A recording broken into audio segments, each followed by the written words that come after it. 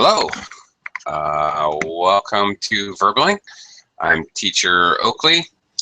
For the next hour, we are going to be practicing our English conversational skills, practical conversation.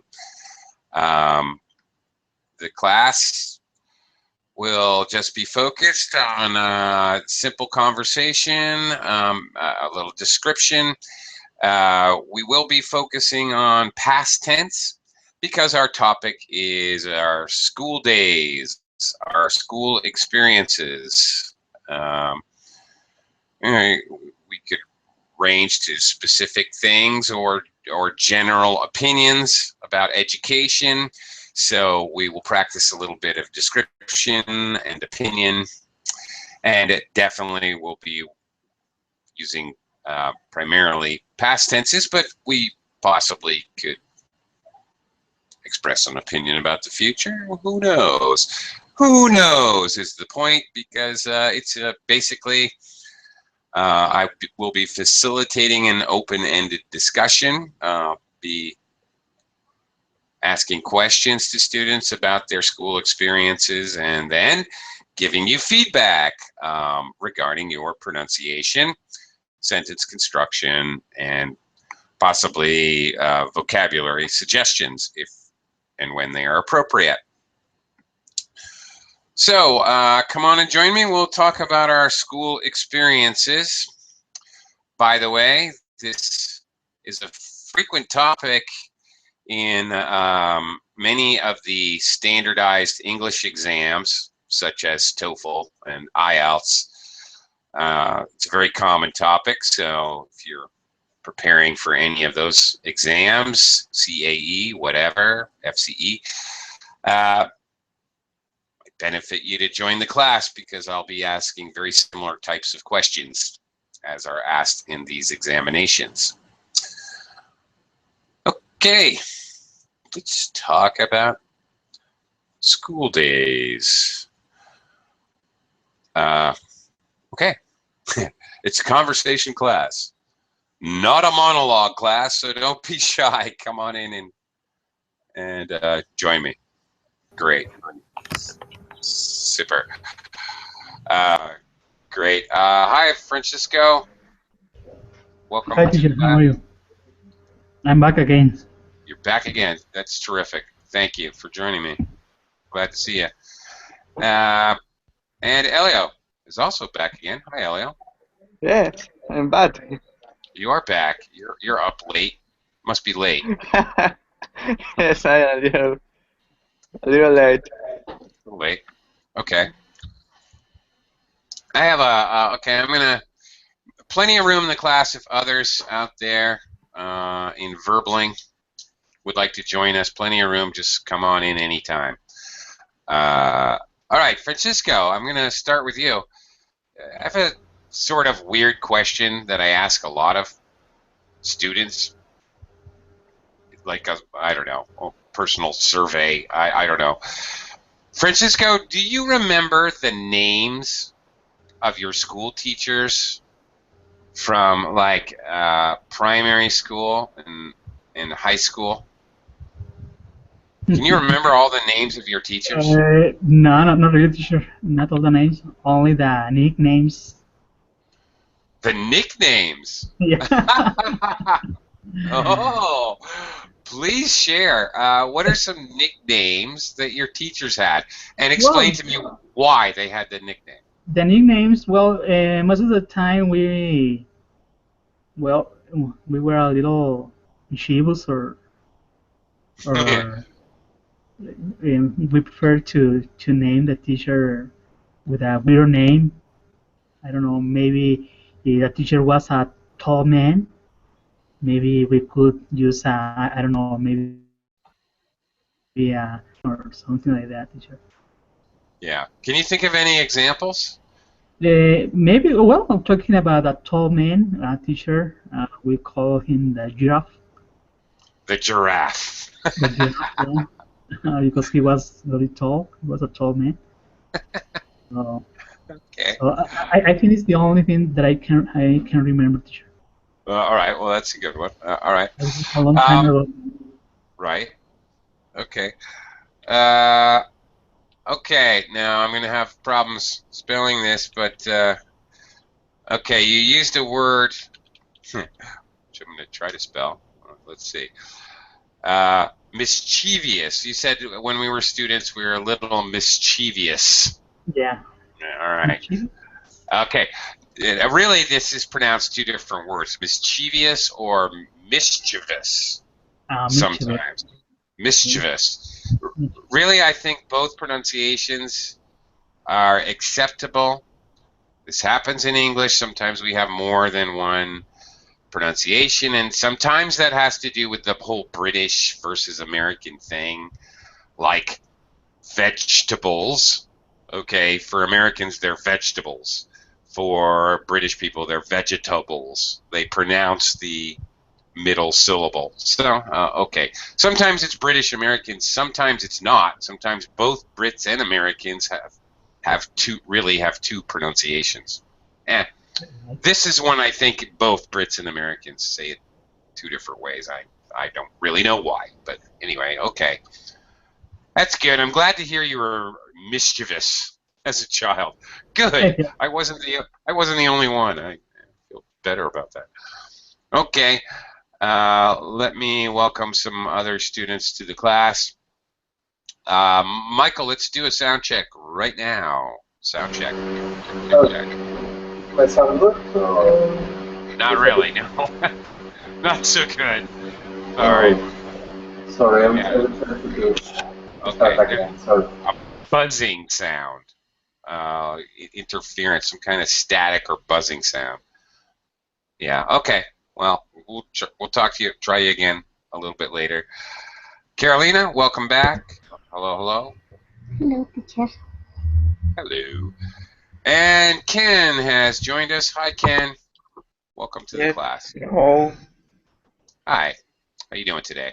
Yes, I'm fine, thank you. Cool. Great. Okay. I'm going to go to Elio now. We're talking about our school days. Elio, who was your favorite teacher that you can remember? And why? Okay. Was she your favorite teacher? Actually, my favorite teacher. Wait, one second. It was called Wilfred Cardes. He was my advisor for my thesis of to getting my master's degree. Mm-hmm. He's so smart, and I really admired him. I mean, he studied in Mexico, his bachelor's degree. Then he studied a master's degree also in Mexico, but after that he went to Canada to study a PhD degree, and he was so good that even his teachers uh, asked him to stay in Canada teaching in that university, and it's one of the uh, best universities in Canada. I think it's the fifth one in the top score, in the top of the best universities in Canada. It is a University of Waterloo, and I really admire him because I think he's so smart, and someday I would like to be like him. Okay. All right. Very good. And what is his area of study? I think I missed that. It is uncertainty and analyze. Oh my gosh. Yeah. Really? Yeah, and chemical engineering. It is hard to me to explain that because I studied that in Spanish, but Whoa. yeah. Okay. Okay. Probability and chemical engineering? Yeah. What a weird combination. Okay. Yeah. It's a very interesting combination. Oh, okay. A little feedback. Your English, all right. Bachelor's degree, okay. And it's not wrong to say he went back or he went to Canada to get his PhD, but another way to say that, his vocabulary, he went to get his doctorate. Okay, he went to get his doctorate. His doctorate, all right. Okay, and then you were saying it's one of the top of the best school. It's a little redundant. It's one of the best schools, or it's one of the top schools. Right. Okay, got it. Right. Yes. Okay. But okay. All right. Thank you. That was interesting. All right. We'll come back around to you again a little bit later. All right. Michael? Yes. Yeah. It's not better? Yeah, it is better. Yeah. Okay. Yeah. Oof. Yeah, I don't know what's the problem, but it's a problem that I have in my computer because yesterday happened the same. Yeah, same. Same thing as yesterday. When you come back, you're fine. It's working. Yeah. It's fine now. Okay. Michael, I was just talking to Elio about his favorite teacher that he's ever had. Who was the worst teacher that you have ever had, and why were they the worst teacher? I think that I had good teachers and bad teachers, and but I think that me too, I was one of the best students with the best teachers, and was one of the worst with the worst teachers too. So when the teacher was good, I was very motivated, and when the teacher was bad, I was no motivated, and I was a very bad student too.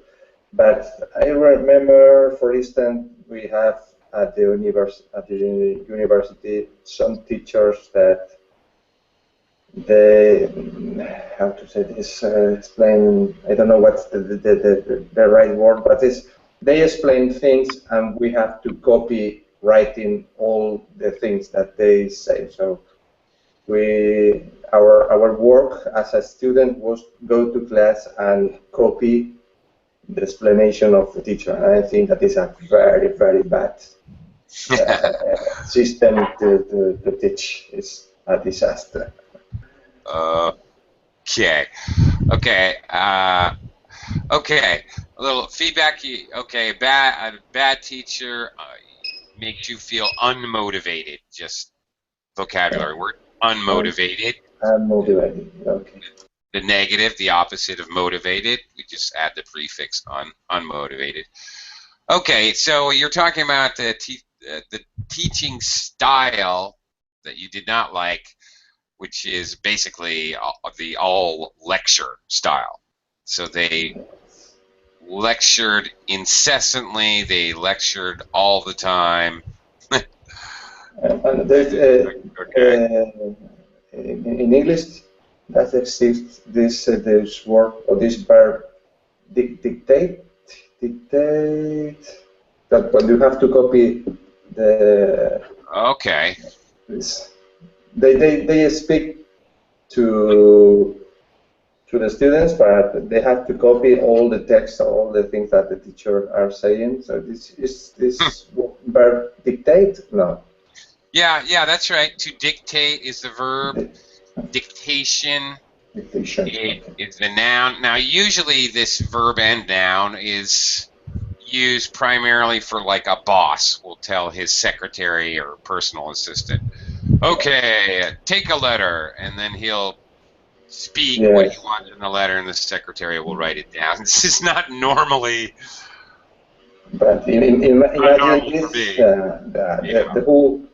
the whole hour with this method to teach. Right. And there were some teachers doing this at the university, so it was. Okay. I never experienced that. Precisely. In dictation, you're supposed to write down exactly precisely what the person says, word for word. Yeah, this was the way. Oh my God. Yes. That's horrible. That's totally worthless. All right. Jeez. All right. Yeah, I've never experienced that. I have definitely experienced professors who just like to lecture. They enjoyed the sound of their own voice, if you know what I mean. Didn't really have any interaction, just talking, lecturing. Yeah, I didn't really enjoy those classes very much either. Okay, continuing kind of with that idea, Carolina, did you take any science classes when you were in school? High school, university, whatever? You have science classes? I remember I took some of that classes in high schools. Okay. Yeah. Now, did you do any experiments? If so, can you describe an experiment that you remember?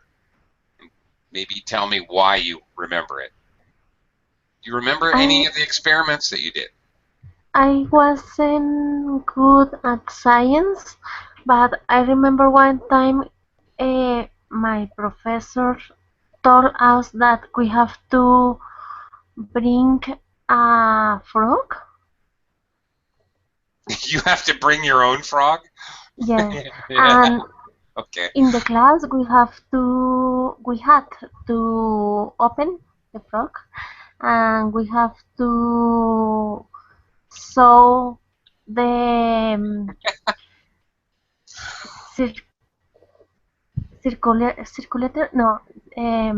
the system, respiratory system. I forgot the names of but it was really awful. I don't like. I think that is one of the reasons that I never study medicine, because I don't like to see how to suffer animals suffer. Oh my God. I don't like to see animals suffer. Yeah. Yeah, or I'm sure humans would be much worse for you. Okay. All right. Okay, so the action that you were doing, all right, vocabulary-wise, you were dissecting the frog. Yeah. All right, so you're cutting him open. Now, was this in fact, was it a vivisection? Were you doing it while the frog was alive? Or did you kill the frog first before you did your surgery? I remember that we killed the frog before to do that. Okay. Yeah, it was awful. Oh, you think that was awful? In my biology class, this is fairly standard around the world. I mean, maybe not everywhere, but this is very normal in America as well. But Carolina, we had to dissect our frog while it was alive, so that we could see its little tiny heart beating. Oh. Yeah. Oh. I see that you still feel the same way. Yeah. Yeah. Okay. Yes. However, the school provided our frogs. We did not have to go catch our own frogs. Okay. Yeah. Okay. And did you do it? Michael has an interesting question. Did each student have their own frog, or did you do this as a lab? No, as a lab. As a lab. As a lab activity, and we have to open. I remember that we were 3 in my group. Yeah. Right. Okay. Again, this is a very common educational experience. Sometimes you do an experiment by yourself, but more often than not, usually you will. It's very normal, or at least in my experience, to do science experiments. They call it in a lab setting when you do it with groups, 3, 4 people like that. It's very common. Yeah. Okay. Yeah. All right. Yes. Everybody remembers that experience, dissecting the frog. It's a classic. And yes, everybody does the same thing, identifying the different parts of the circulatory system, It's the blood system, the respiratory system, the breathing system, the digestive system, the food processing system, all that, right? Yeah. Everybody does that. Well, many people. I don't know if they do that everywhere, but it's very common. Ken, did you have to dissect a frog, for example? And in the classroom or something? School? Yeah. Maybe, but I don't remember exactly. Really? Okay. All right. See, okay. Yeah. Well, all right. Okay, that's just a little surprising. Everybody I've ever talked to remembers dissecting a frog. It's a very memorable event. Usually, because you have girls totally freaking out and losing it, turning all pale and fainting and going to the nurse's office. And it's a very dramatic thing, normally. Not something you easily forget. Maybe I don't have it. Okay. I think you would remember if you've got to cut open an animal while it's alive. It's the kind of thing hopefully you would remember. You know? Just saying. Okay. All right. Ken, what was the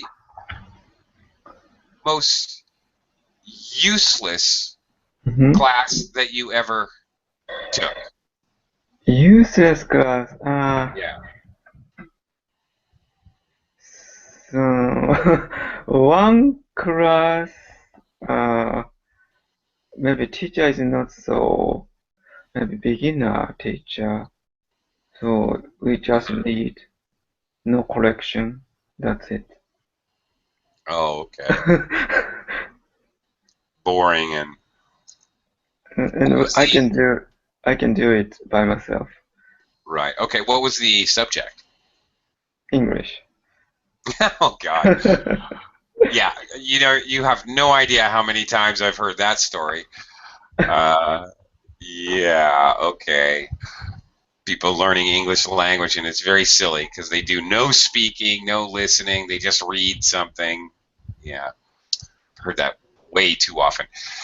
Ken, I have a question. I'm curious. In high school and university later, but okay, one at a time. High school.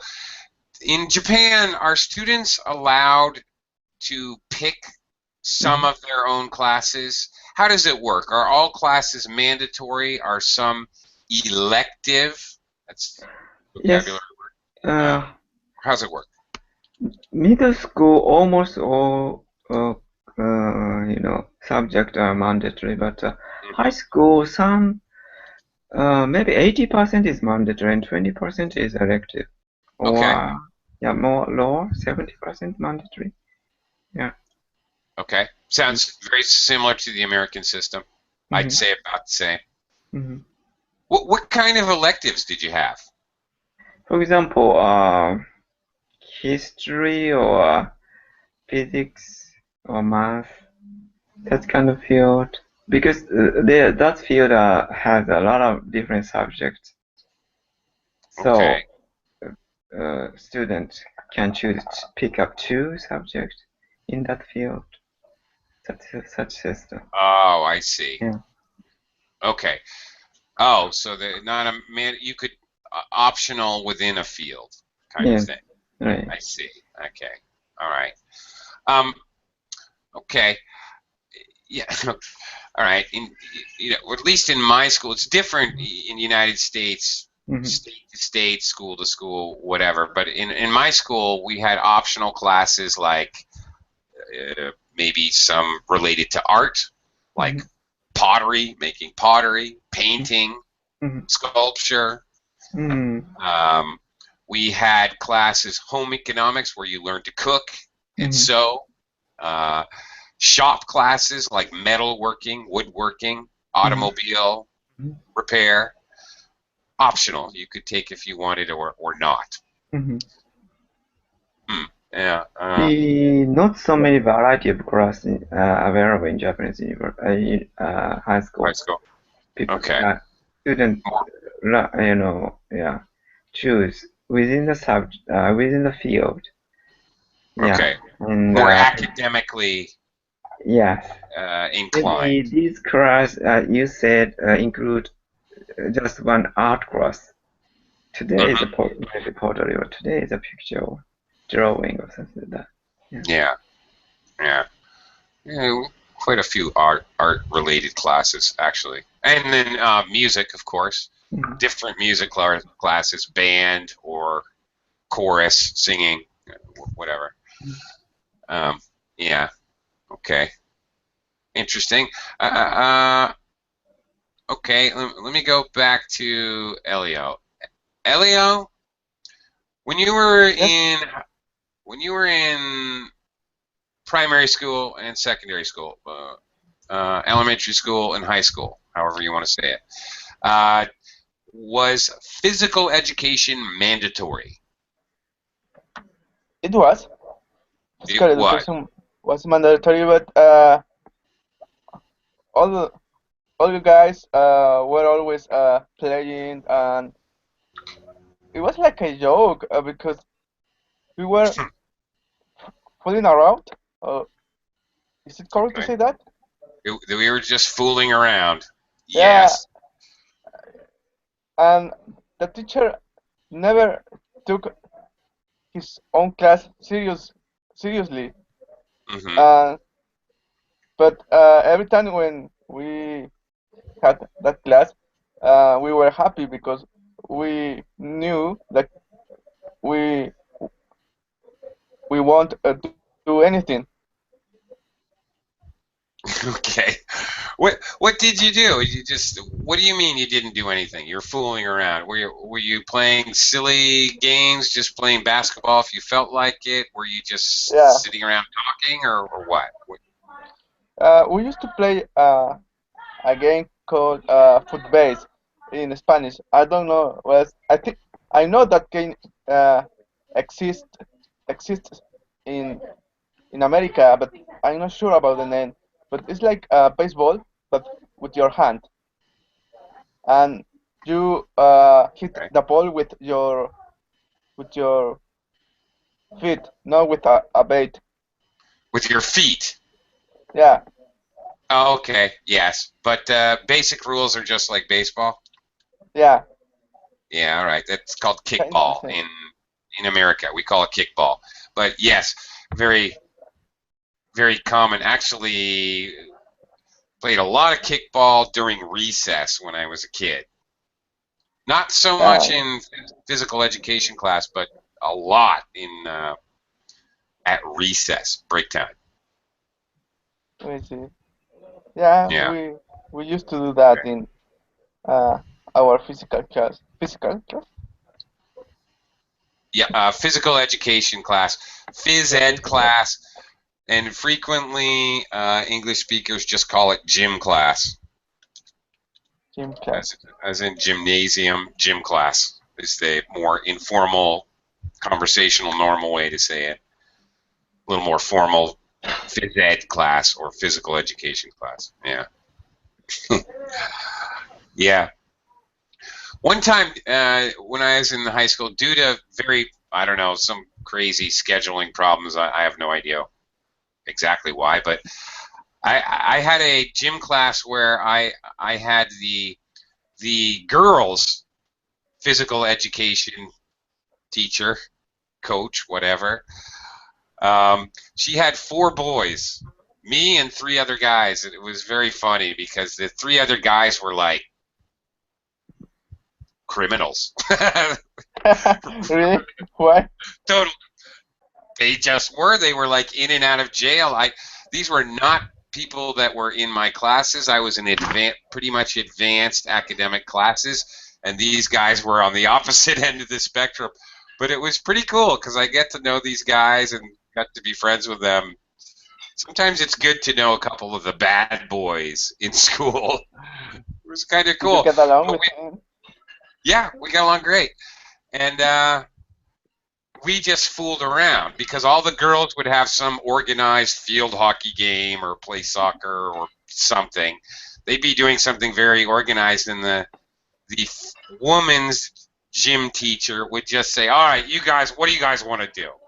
And the criminals and I, more often than not, they, oh, we're gonna go take a run through the forest, and so we just walk into the forest and fool around, or we want to do archery. So we would be doing like target shooting with bow and arrow. You know. There was a forest near your school? Yeah, I grew up in the mountains in the countryside, and yeah, there were.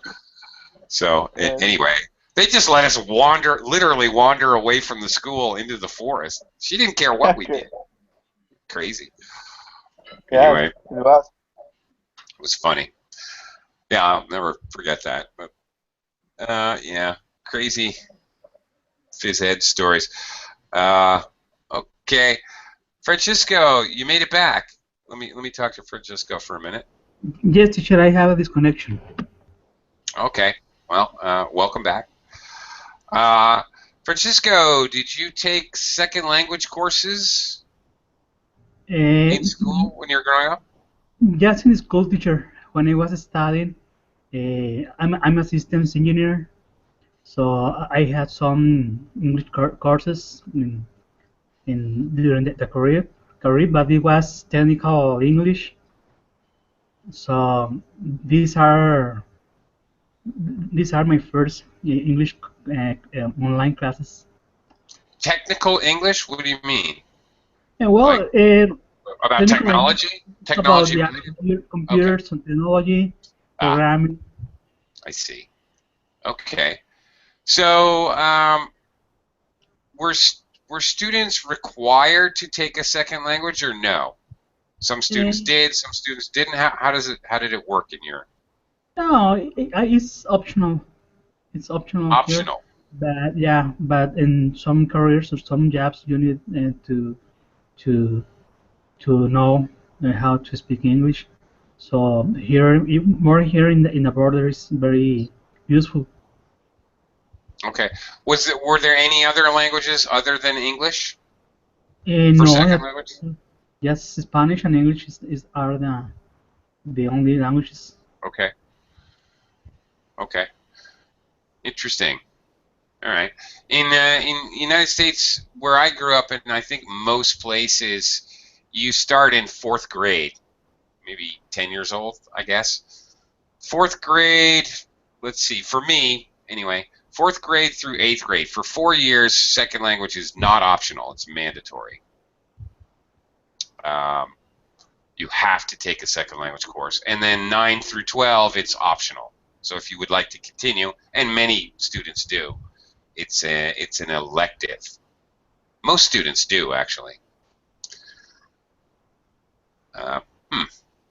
And of course, in most of the United States, Spanish is the second language of choice. I grew up in the Northeast, very close to Quebec, which is French-speaking, so where I went to school, it was French, actually, and Latin, believe it or not. Okay. I took Latin, and even into university, I took Latin. I continued taking Latin for many, many years, actually. Okay. Yeah. So you speak a little French, teacher? Yeah, well, like I said, that it was mandatory. In high school, I started taking Latin in 9th grade, so I had French for 4 years, from like 10 to 14 years old, in that range. So I don't remember very much, really. Okay. Some phrases specifically, and a little bit, but very basic, I guess. Yeah. Okay. Michael? Yeah, you. Yes, I remember that name. Yeah. Okay. Michael, I know you're very athletic, and your athletics are very important to you. Talk to me about in high school. Did you have like high school sports teams? Like, did you have organized leagues to have competitions with other schools? How did that work? In high school, no. Most of the sport. When I was a student, the sport organization it wasn't based in high school or the education system. It was more more about clubs, local clubs. Okay. And now it's changing. I think that the education system has more. It's more important in the sport organization now. It's changing. But when I was a child, the system was based in local clubs, nor in local schools. Or we could do some sports at the school too, but we play different sports outside the schools. And when I was a child, I was a basketball player. So I play in my local club, and yes, maybe it was the most important thing in my childhood, playing basketball. And when I was a teenager, it happened the same, and I'm very glad in this moment, because when we were children, we have a lot of important problems around us. There was the political situation was quite difficult, and it was too a lot of problems about drugs. And so I grew up in a worker neighbor, and there were a lot of problems about these two topics: drugs and politics. So drugs. Really? Drugs. Yeah. When we were children, there were a lot of drugs around us, and the other possibility was to go to ETA. This terrorist group that we had in the Basque Country some years ago. So some friends of mine, they were to jail, and some of them died with problems with drugs.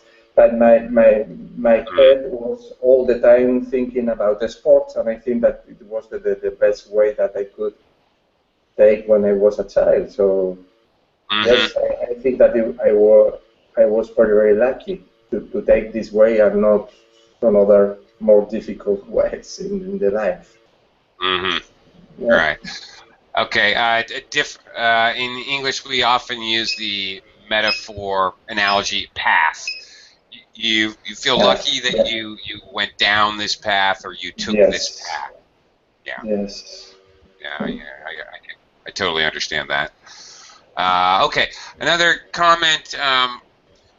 You grew up in a working class neighborhood. Working class neighborhood. Neighbor or neighbor? Go ahead. Sorry. Neighbor or neighborhood? Because I always change the person. That person is neighborhood. No. Okay. A neighbor is a person. Okay. Let me explain. Okay. A neighbor is a human being, a person. A neighborhood is an area, a physical place. Now, what constitutes your neighborhood? What is the area or dimensions? That's relative. It has more to do with the feeling of people that feel connected in that area than actual physical space. But, generally you're talking about a block or two surrounding where you live, generally speaking. There's no specific definition, but yeah, okay. It's very interesting, the whole, in the United States, it's quite different. In the United States, every high school has a number of sports teams. In my school, I grew up in the mountains, so we had a ski team, we had a basketball team, we had a soccer team, girls field hockey team, tennis team, I think that's it, volleyball team. And each team had their own uniforms provided by the school. The school had its team colors. Ours were green and white. You have a. We were the. The Buccaneers. Everybody has a team name like Tigers, Wolves, Bears, Buccaneers. Our main rivals, the city across the way, were the Wolves, and you have rivalries and a league and a championship, just like modern day NBA, NHL, NFL leagues. You had that right in high school, actually starting in elementary school, as a matter of fact. So very organized, and then championships, state championships, national championships, all that. Yeah, so. Yeah, happen more or less the same, but only until children are 12. When they are older, they start playing in local clubs. Yeah. Okay. Yeah. Okay. It's interesting, different kind of system. I don't know if many people have that system the United States has. Okay. Let me talk to Carolina for a minute. Hello. Hi, Carolina. Carolina, let's see. Did you have, when you were a kid, little kid, elementary school, did you have recesses? Do you know what a recess is? I don't know just the meaning of the word. Okay, well, the word recess has a couple of meanings. Uh-huh. The meaning I'm not talking about, a recess is like if a wall is like this and there's an indentation in the wall, that's a recess. It goes in. Okay, that's a recess. But a recess in school is you have a break between classes. Maybe you have lunch for 20 minutes, and then you can go play outside on the playground for 20 minutes. There may be whatever. Okay, when I was in school, I studied all my high school and secondary school at the same school. It was a Catholic school, so we have to take one recess, one break at 10 a.m., 10 to 11, and then maybe 1 to 2 for lunch break, and no more. Okay, but all right. Okay, I'm an American, but I live in the Philippines, and here in the Philippines, they don't really have a recess. They don't even understand what I mean, and I'm not sure if you do. Okay, in the Philippines, they, just like you are talking about, you get breaks, and children actually go home for a little while. Or if they don't go home, they often buy street food out on the street, or they go to a computer place and they play video games for 45 minutes or an hour. But they don't stay at the school. In the American system, a recess, generally every school, elementary school, not high school, you get no recess in high school, or even middle school, but in primary school or elementary school, you have a recess. Every elementary school I've ever seen in the United States has a playground with like a swing set and slides and monkey bars and playing fields to play kickball or baseball or whatever. And so a recess, the children go outside and run around like crazy and play games and pick on each other, whatever, like that. We do the same. Okay. In the first break, 10 to 11, we took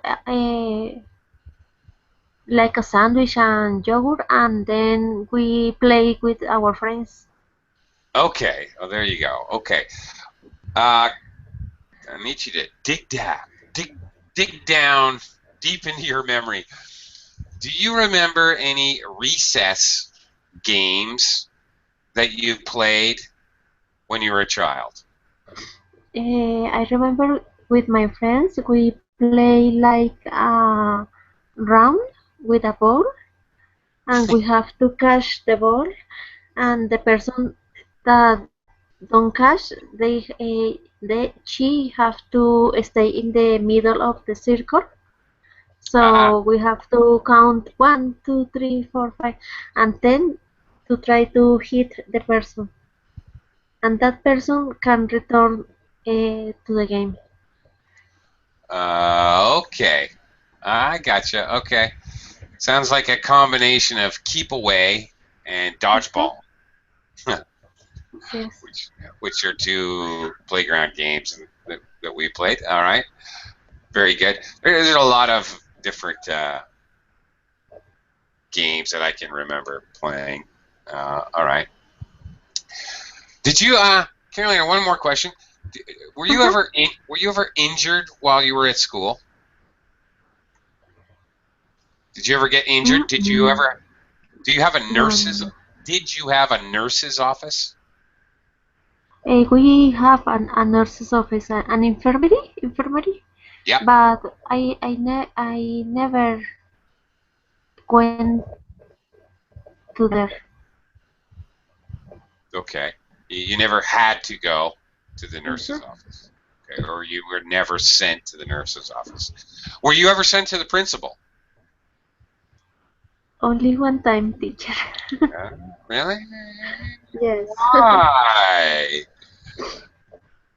Because I don't know what happened, but I remember all my classmates, we were screaming.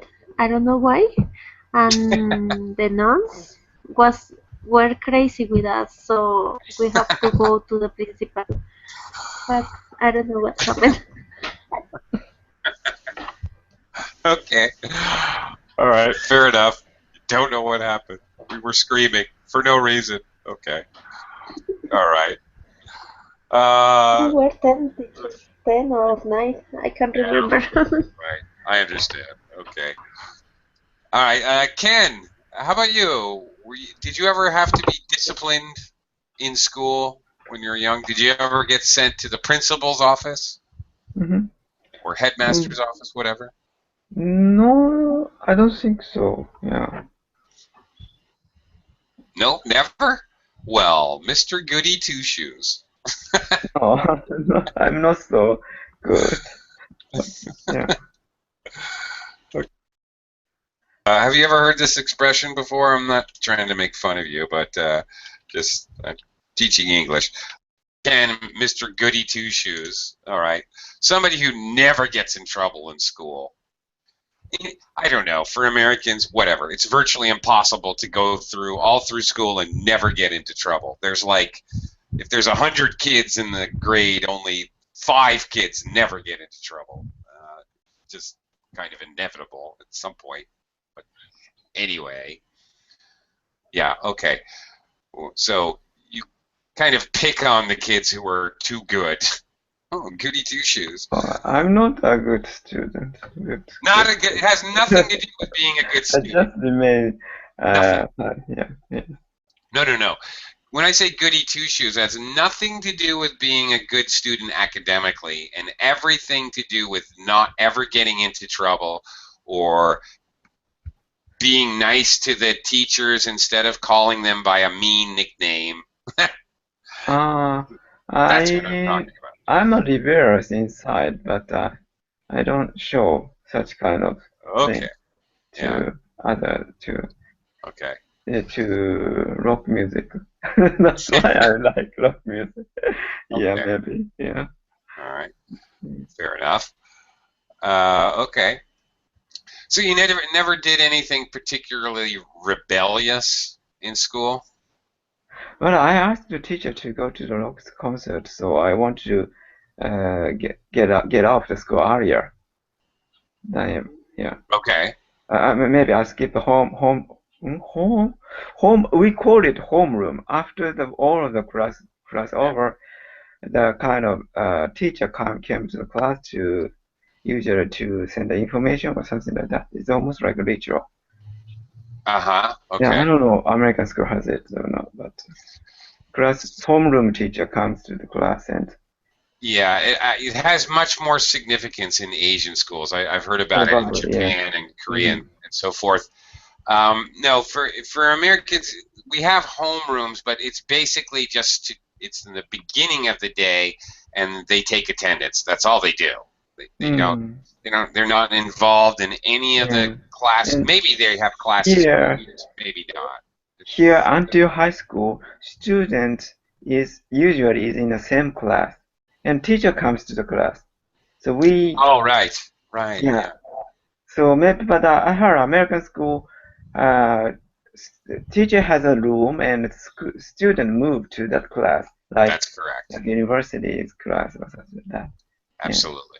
Yes.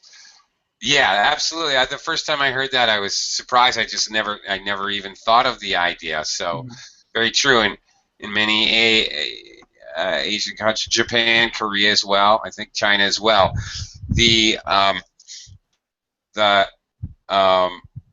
of the student going from class to class, traveling to different classes, the teacher goes. The students sit in one class all day long, and the teacher goes. Different teacher goes to the class. Yeah. So, yeah. So maybe collectivism is stronger here in Asia. Yeah. Kind of groupism. So also good, but also bad because it might create a dense bond of classmates, but that also it could be a warm bed of abusing. Teasing in a school. Students. Yeah. Right. Okay. Let's talk about teasing. Were there bullies in your school? Yeah, sure. Every school has such problem. Yeah. Most of the school, yeah. I think so. Were you yourself ever bullied? Sometimes, but not so harsh in my case. So. Okay. And maybe when I was a kid, not so harsh bullying is not appearing, but I'm not sure because I'm not the target of bullying. So, but for bullies, it could be harsh because sometimes we said in the very elementary school days, oh, this person has germs, so don't touch this person or something like that. And all other students, do the same thing to that kid, so it could be hard for that kid. Right. Okay. All right. He has cooties. Have you ever heard of cooties? I don't know cooties. I don't know either. Nobody knows, but it's a playground, small child thing to say somebody has disease, or I don't even know what it means. Right. Disease or bugs or germs, or I have no idea. Oh, don't touch Billy. He's got cooties. Yeah. Right. Right. Okay. And nobody really knows what cooties are, really. But it's bad. It's very bad. Don't touch them. Yeah. Okay. These kinds of silly things. Okay. All right. Francisco, let me go back to you one more time. Francisco, did you ever have bullies? Were you a bully?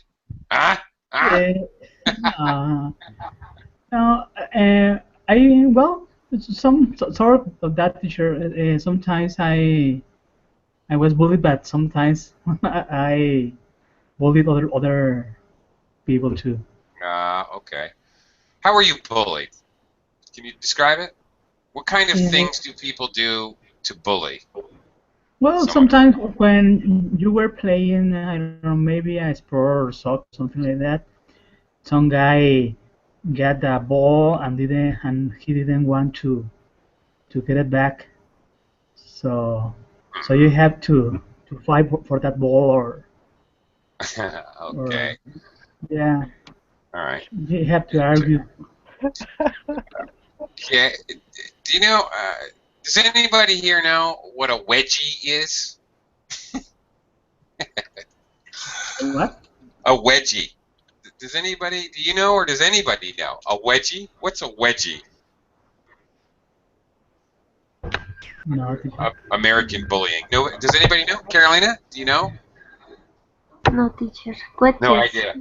Okay. No idea. A wedgie is when somebody grabs the back of your underpants or underwear and pulls them up really hard. Okay. So that your underwear goes up your butt. Yeah. Okay. Do you know what an Indian burn is? An Indian burn? Probably not. Indian burn is so somebody rubs usually your arm or your leg, whatever, like really, really fast to create friction, so it feels like it's burning and it really hurts. Okay. All right. Does anybody know what a wet willy is? A wet willy. I can't believe I'm teaching you guys this stupid stuff. Okay. I can't believe I'm teaching you this. All right. You stick your finger in your mouth, and then you go up to somebody and you stick your finger in their ear. That's a wet willy. All right. Okay. Ways to torture people. Okay. All right. How about a purple nurple? Purple what? Nipple? Yeah, well, you're on the right track. A purple nurple. You grab someone's nipples and you twist them really, really hard. Yeah, that's very common. Okay. Yeah, stupid ways to torture other people when you're a kid and kind of bully them. Wet Willie is also an American band. Well, thank you, Michael, for sharing that. Yeah, I bet you somewhere there were some bands called the Purple Nurples or other stupid things. Shared experience for Americans. We all know all these stupid things, and everybody has experience with these kinds of child torture. I don't know, children on children torture. Okay. Anyway, hope you enjoyed the class. My time is up. I'm starving. I got to go eat. So thank you, everybody. Thank you. And see you guys soon.